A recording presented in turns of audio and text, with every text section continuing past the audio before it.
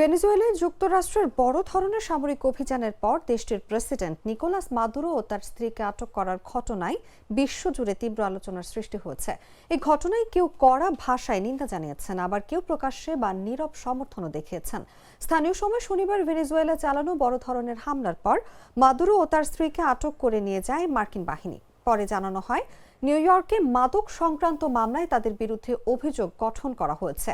ঘটনার পরপরই যুক্তরাজ্যের প্রধানমন্ত্রী কিয়ার স্টারমার বলেন, মাদুরোর শাসনের অবসান নিয়ে তার সরকার এক ফোঁটাও চোখের জল ফেলবে না। ভেনেজুয়েলার ঘনিষ্ঠ মিত্র রাশিয়া ও চীনও কড়া ভাষায় যুক্তরাষ্ট্রের সমালোচনা করেছে।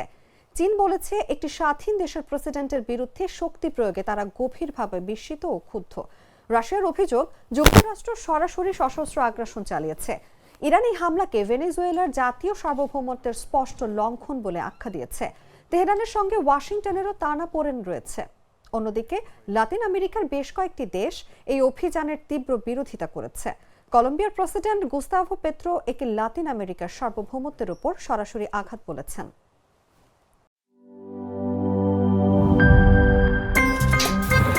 আমার একটা স্মার্ট সিদ্ধান্তে 25% গ্যাসের খরচ কমেছে। ভাবছেন কিভাবে?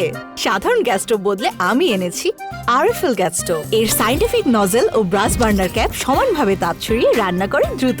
তাই গ্যাসও বাঁচায় 25%, টাকাও বাঁচে 25%। আরএফএল গ্যাস স্টোভ নিরাপদ ও গ্যাস সাশ্রয়ী।